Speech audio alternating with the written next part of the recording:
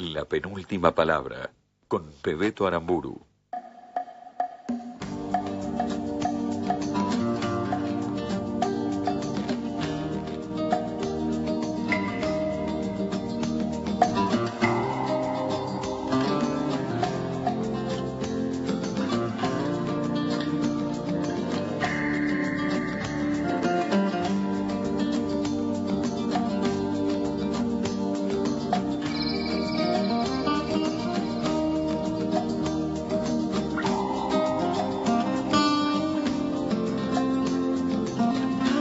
Y 32. Y llegó la hora de lo que le habíamos prometido. Ya dije que habíamos recibido la compañera de Marco, que nos tiró un cable, nos tiró un centro y me dijo, Gianni Lunadei, sí, nos venía escuchando. Siempre nos escucha la morocha argentina. Bueno. Gracias,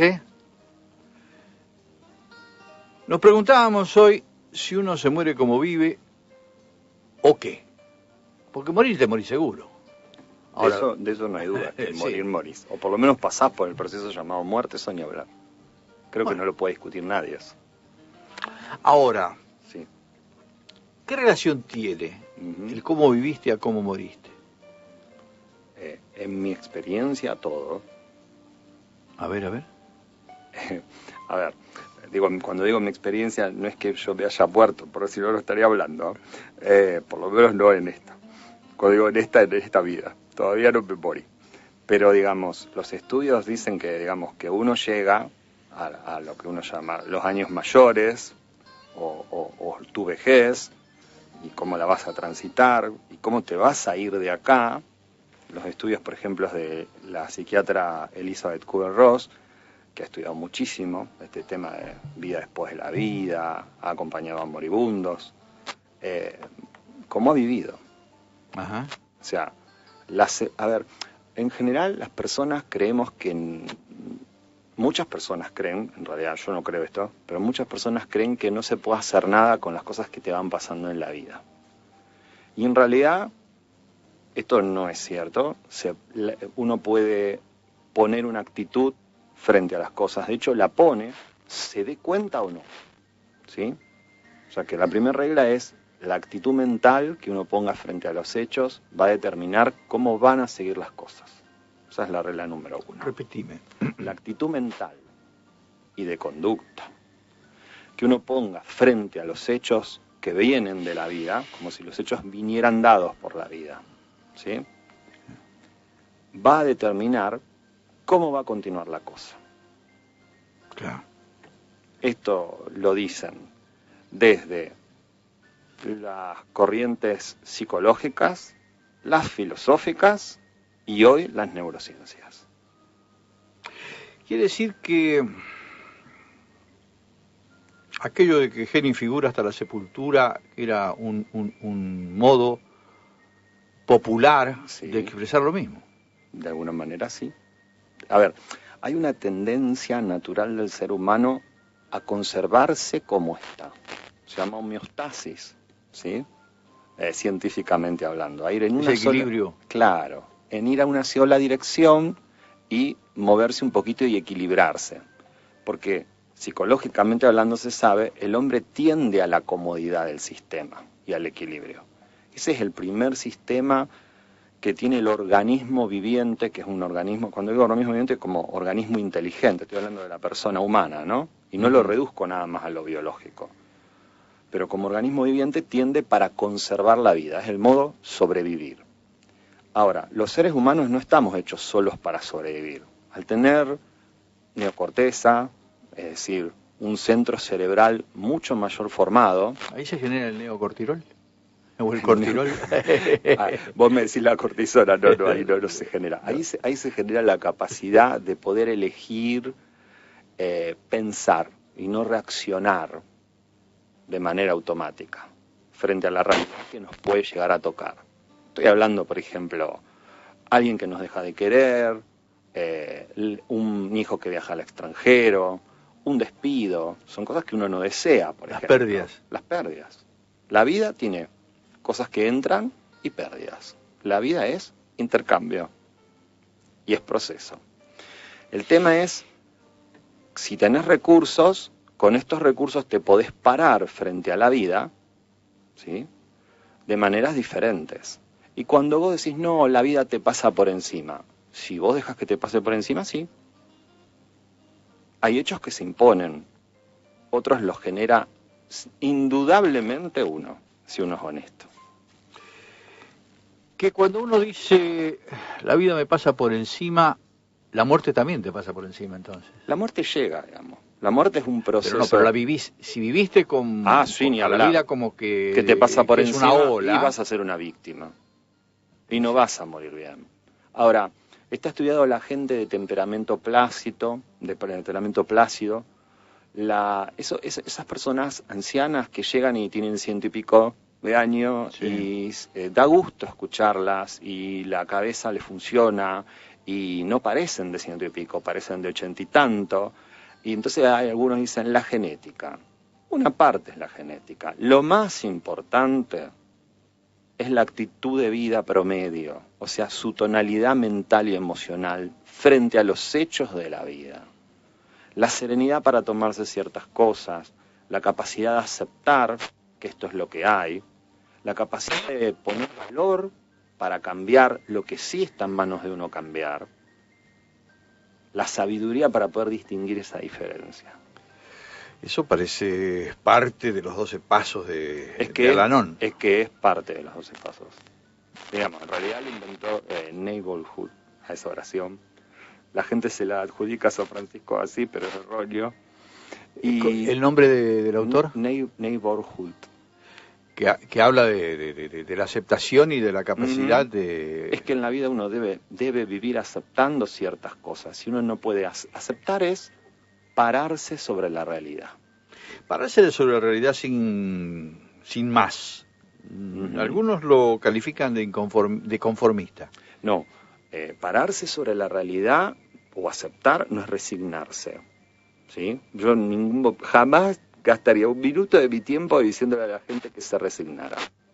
Lo que digo es que hay ciertos hechos que hay que poder verlos, no negarlos o minimizarlos, si no, no puedo cambiar. Claro que esos hechos pueden ser un ataque hacia el concepto que yo tengo de mí y de la realidad. Entonces probablemente necesite defenderme y diga, bueno, hay gente que dice, bueno, no es malo, me pega solo los viernes.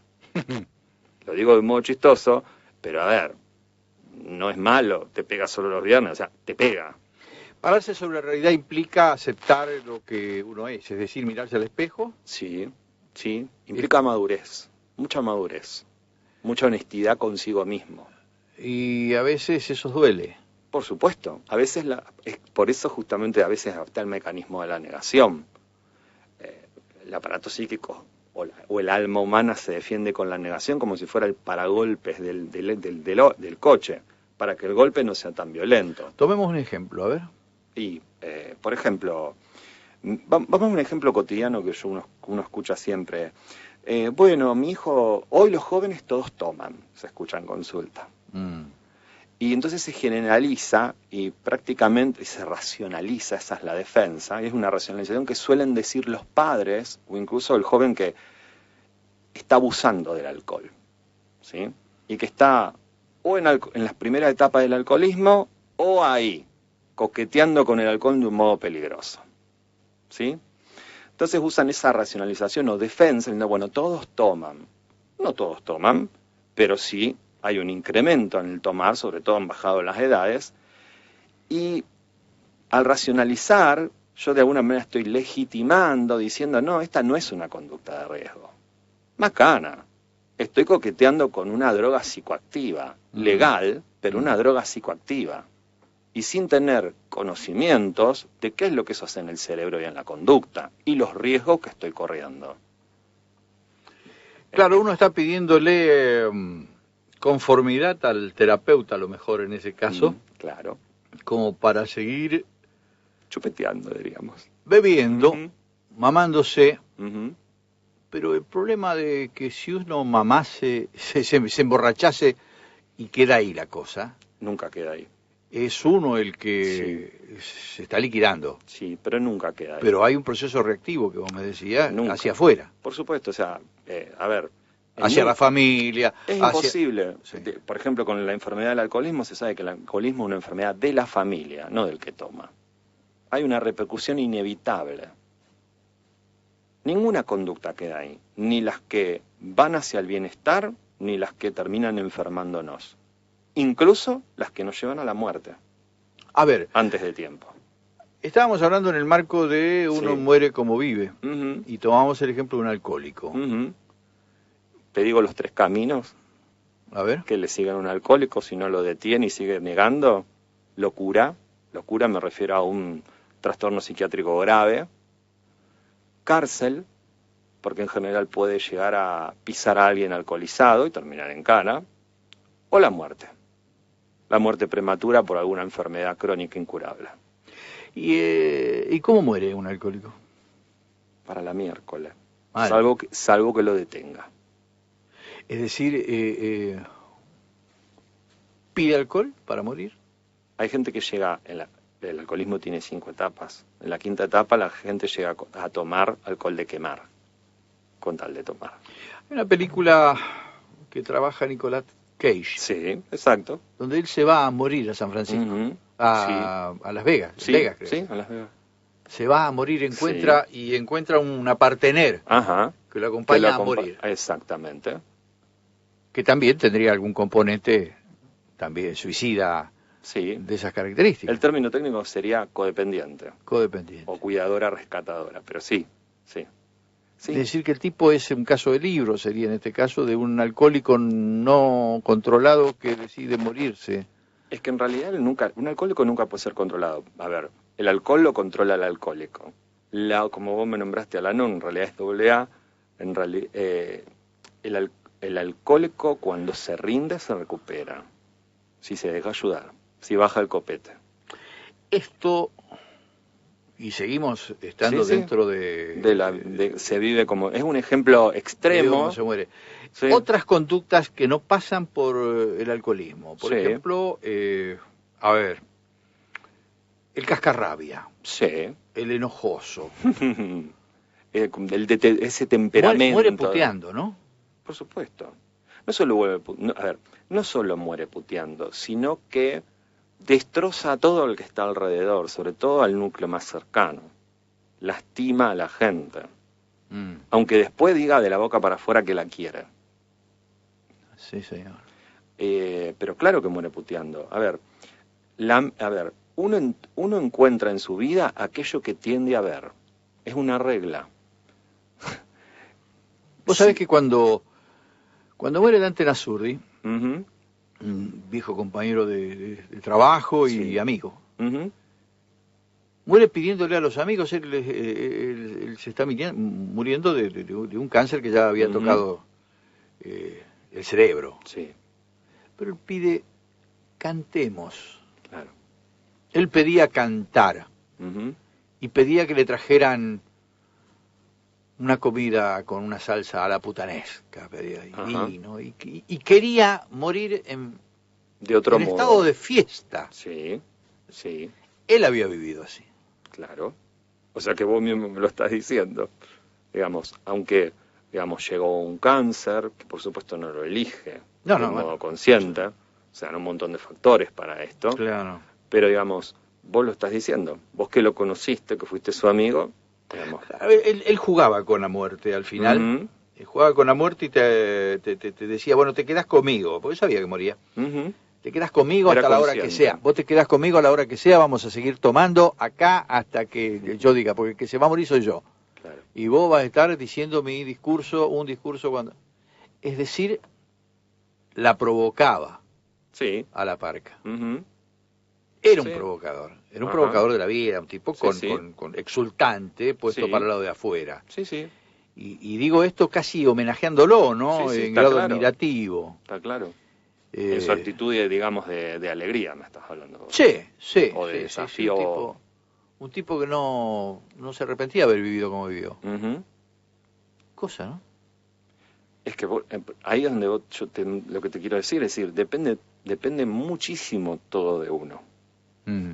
Esto es lo que yo me refiero a tu actitud frente a las cosas. Si este amigo tuyo, el desafío, se hubiera pasado del desafío, su muerte hubiese sido anterior y se empiezan a correr otros riesgos, ¿me comprendés? Sí.